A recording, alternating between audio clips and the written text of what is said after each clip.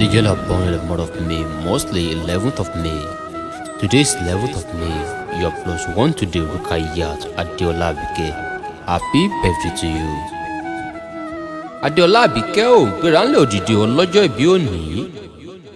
Ó wọ bẹ̀rẹ̀ lódúró wàfá kíkọ́ bẹ́ẹ̀ ló wá dání wáyé ló fi ìdíkọ̀rọ̀ àbàtàtà ọlọ́rẹ̀ lónìí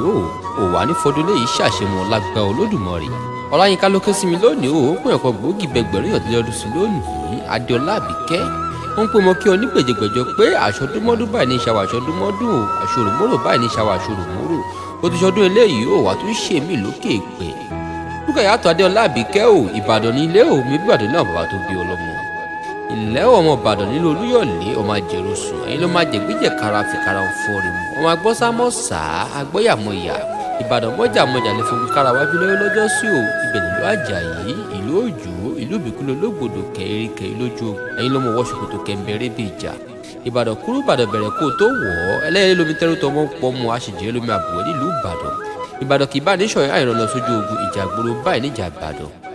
ó ti lé ọdún sí lónìí ó àlékún ọlá àlékún ire ni ó mọ jẹ́ tirẹ̀ ní gbogbo ìgbà ọdọọdún báyìí láàrin orógbó ọdọọdún báyìí láàrin haúsá ọdún báyìí láàrin ọmọbìnrin lórí àtẹlẹ ọdún làwọn ọmọ orí onínú ọlá àwọn ọmọ orí onínú ìgbéga òní bá wọn dèrò ẹ̀yìn òní bá wọn táwọ́ náà ọwọ́ rẹ̀ sí ní kọ̀sàlẹ̀ àpò láṣẹ ìdùà òní bùrìbùrì báyìí kò fẹsẹ̀ kọ ò gúnugún ìkúléwé àkàlàmàgbé pọdún jẹ wàá fọwọ́ páwó bẹ́ẹ̀ ni wàá fèrè kìjọbì ìgbà ọdún kan ní fún ọ.